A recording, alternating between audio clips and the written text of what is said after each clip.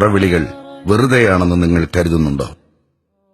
Google, Microsoft, apple തുടങ്ങിയ top technology കമ്പനികളുടെ മൊത്തം വരുമാനത്തേക്കാൾ വിപണിയിൽ ലാഭം കൊയ്യുന്ന ഇൻഡസ്ട്രിയാണ് sex industry.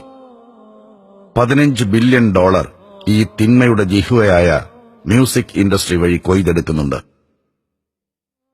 പെണ്ണുടലിനെ വിപണനത്തിന് പാകപ്പെടുത്തുന്ന cosmetics $460 billion ഇൻഡസ്ട്രിയാണ്.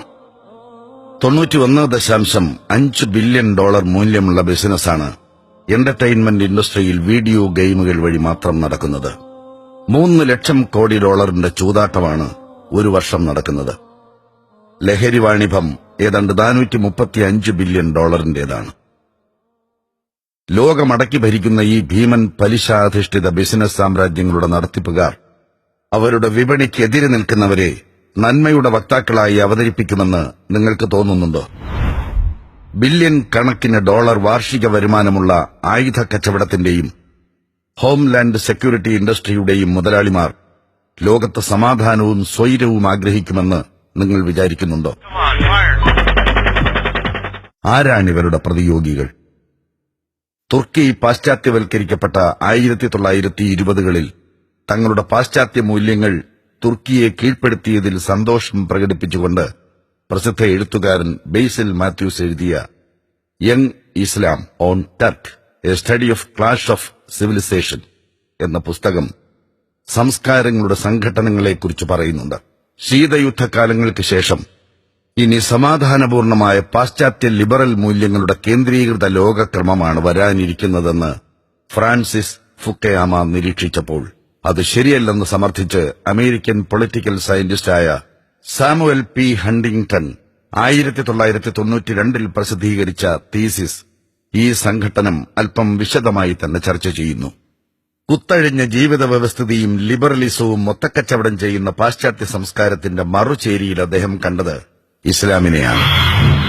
Centuries-old military interaction between the West and Islam, it seems to me, is unlikely to decline in the future. There is great resistance to accepting Western values of human. Sides of this divide are coming to see this interaction as a clash of civilization.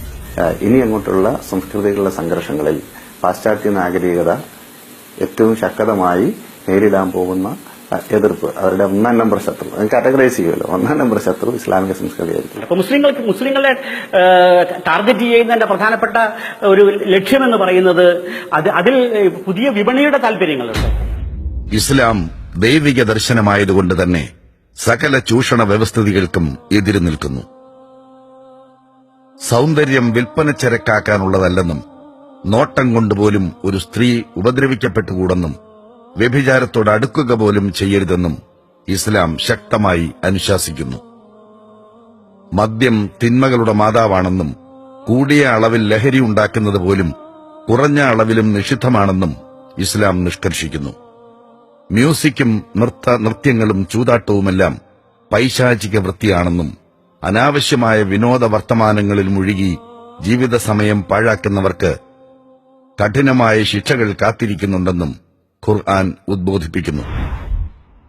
ധാർമ്മിക അധ്യാപനത്തിലൂടെ 7-ാം നൂറ്റാണ്ടിലെ അറേബ്യയെ ചൂഷണ വിമുക്തമാക്കിയ ഈ ഇസ്ലാമിക സംസ്കാരത്തെ അധാർമികതയെ വാണിഭം നടത്തുന്നവരെല്ലാം ഭയപ്പെടുന്നു. I've been at war with Islam or a component of Islam for the last decade. അമേരിക്കയുടെ കൂടെ അല്ലാത്ത ആൾക്കാരെല്ലാം അവർക്കെതിരാണ്.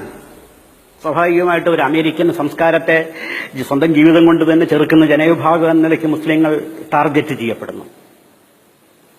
ഹിന്ദുത്വവാദമാവട്ടെ അവരവരുടെ ഒരു അപരനായി, അവരുടെ ശത്രുവായി മുസ്ലിങ്ങളെ പ്ലേസ് ചെയ്യുന്നു.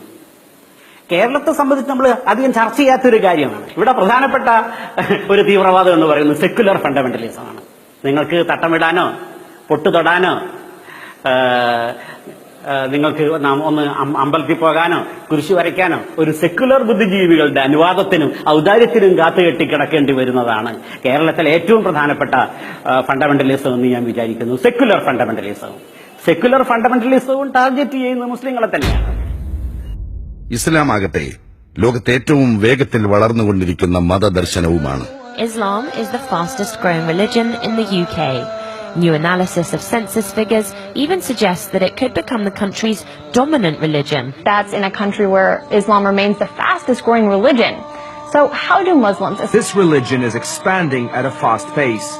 There's still no exact statistics as to how many Muslims are there in the United States. Some statistics say... According to a report by Faith Matters, the UK is seeing a surge in Brits converting to Islam. Islam has actually been attracting more and more Americans every day. RT's Priya Sridhar went to a mosque just outside of Washington, D.C. and found out why so many Americans have converted to their religion. Islam will grow faster than any other major religion if current trends continue by 2050. Muslims are the only major religious group expected to grow faster than the global population as a whole. ഇസ്ലാം ആശ്ലേഷിക്കുന്നവരിൽ വലിയ പങ്കും വിപണിയുടെ കേന്ദ്രമായ സ്ത്രീകളുമാണ്. Of those converting, about 62% were women, and the average age is over 27 years old. And the vast majority of women who converted also changed their appearance, with a significant majority adopting the hijab.